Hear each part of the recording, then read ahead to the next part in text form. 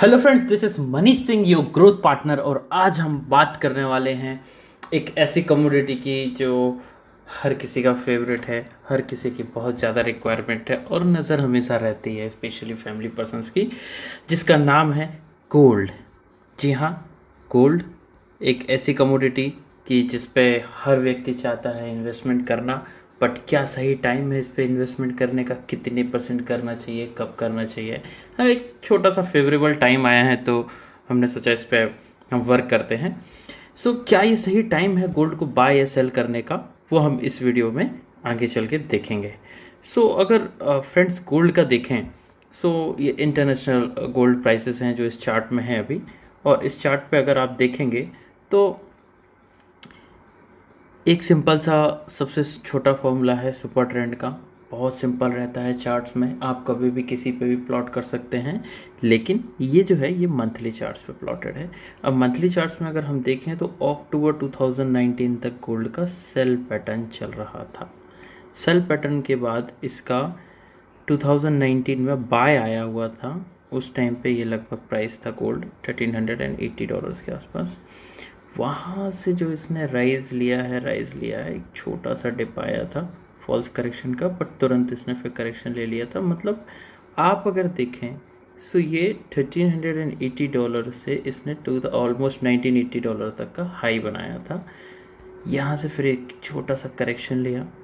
Correction लेने के बाद ट्रेंड तो अपवर्ड है, बट अभी हमें लग रहा है कि ये थोड़ा सा सेल तो नहीं हो जाएगा, क्योंकि हम अगर गोल्ड को इंडियन करेंसी में देखें तो लगभग 25,000 का लो बनाया था ये आज से 5 साल पहले। वहाँ से एक लंबी रैली आई है इसको 63,000 तक एंड 56,000 तक, सॉरी।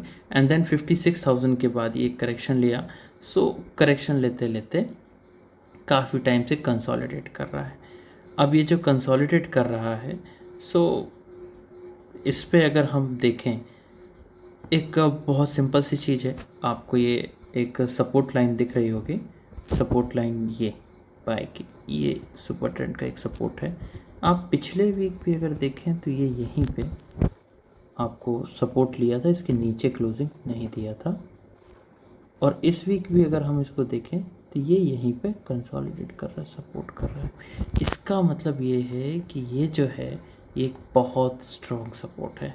और ये प्राइस कितना है गोल्ड का अगर हम देखें, this is around 45,000 to be specific, 45,800 या आप रख लें तो 46,000।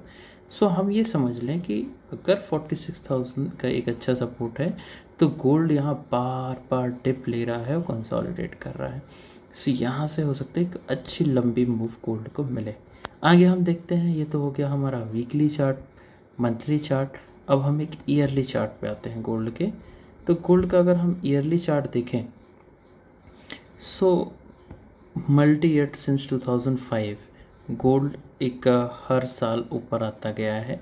कुछ एक टाइम फ्रेम लिया था इसने लगभग 2012 से 2015 तक, जो इसका करेक्शन का टाइम था। 35,000 रुपीज़ के तक का हाई बना के ये वापस 25,000 समथिंग का लो बनाया था। नेक्स्ट यहाँ से अब जो इसने रैली बनाई है तो इसकी रैली काफ़ी लंबी थी, 55,000 56,000 तक गया था। ये ईयरली चार्ट है, इस ईयर का भी चार्ट बनना बाकी है। तो अभी जो इसने लो बनाया था उस लो से ये वापस से अब एक थोड़ा अपवर्ड आने के ट्राई कर रहा है, क्योंकि इसका ये बॉटम बन चुका है। इस बॉटम के एसएल के साथ, दैट इज़ 44,800 आप रख लें, 45,800। मैं तो अगर अगर अभी से गोल्ड बाय करूँगा तो मैं 44,000 को एक बहुत स्ट्रॉन्ग सपोर्ट मान के, ईयरली सपोर्ट मान के इस गोल्ड पे बेफिक्र होकर इन्वेस्ट करूँगा। क्यों इन्वेस्ट करूँगा, क्या रीज़न है, वो भी हम आगे चल के देख लेते हैं। क्योंकि देखिए गोल्ड को अगर हम कंपेयर करें क्रूड के साथ तो आपको आई एम श्योर थोड़ा सा इशू जाएगा इस चार्ट को एनालाइज करने में। लेकिन ये जो ब्लू लाइन है ये गोल्ड की है and this green line is of crude oil.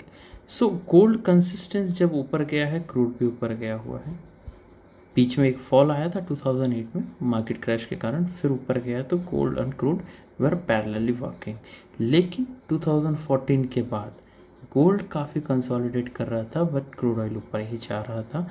बीच में इसने सेम पैटर्न को ट्राई भी किया। अब सेम पैटर्न में जब ये गया है सो गोल्ड भी 54-55,000 का हाई बनाया, क्रूड भी गया था।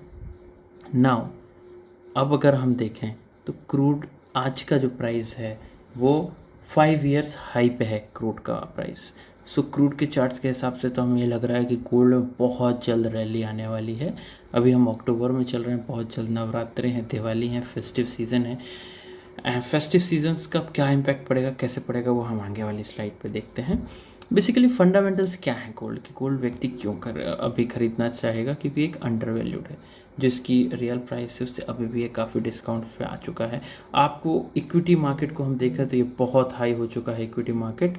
एंड इक्विटी मार्केट में आप अभी इन्वेस्ट करना बिल्कुल भी, मतलब हम ये नहीं बोलेंगे कि कभी नहीं करो, SIP के फॉर्म पे आप कर सकते हैं, बट यस आप अगर पूरा पैसा एक ही बकेट में डालेंगे मार्केट में, अगर थोड़ा सा भी 2-5% का हम करेक्शन एक्सपेक्ट कर सकते हैं कभी भी इक्विटी मार्केट में। सो एक डाइवर्सिफिकेशन के लिए हम गोल्ड पे बहुत अच्छे से कर सकते हैं। इस समय इन्फ्लेशन अगर आप देखें तो ऑल टाइम हाई है 5-6%, तो इन्फ्लेशन का भी हेज रहता है गोल्ड। क्यों हेज रहता है उसका भी हम रीज़न बता देते हैं। क्योंकि जब हम गोल्ड पे इन्वेस्ट करते हैं तो गोल्ड के प्राइस भी सिमिलर पैटर्न पे बढ़ते हैं। गोल्ड को इसीलिए आप भी अगर देखे होंगे तो काफ़ी टाइम से ही गोल्ड एक फेवरेट एसेट है अक्रॉस द वर्ल्ड। पूरे वर्ल्ड में गोल्ड को बाय किया जाता है। ये हमें डिफ्लेशन से भी बचाती है। एक हिस्टोरिकली प्रूवन स्टोर वैल्यू है कि जैसे तालिबान वाला केस हो गया, तालिबान की करेंसी अफ़गानिस्तान की करेंसी कहीं भी नहीं चलेगी, सॉरी अफ़गानिस्तान की करेंसी दूसरे कंट्री में हो सकता है अंडर वैल्यूड हो जाए, ओवर वैल्यूड हो जाए, उसके सही प्राइस ना मिले, लेकिन गोल्ड एक ऐसी चीज़ है जिसके सही प्राइसेस आपको अक्रॉस द वर्ल्ड सभी जगह मिलेंगे। नाउ लेट्स चेक क्यों गिरा, क्यों गोल्ड। पहली बात तो रिटेल काउंटर्स ने बहुत बेचा। अगर इंडिया के इकोनॉमी में आप देखें तो अभी सब कुछ अच्छा दिख रहा है, GDP डेटा अच्छा है, इक्विटी मार्केट अच्छा है, लेकिन अगर आप मिडिल क्लास फैमिली हैं तो रियलिटी आप जानते हैं, मैक्सिमम जो इम्पैक्ट हुआ है वो मिडिल क्लास फैमिली को हुआ है।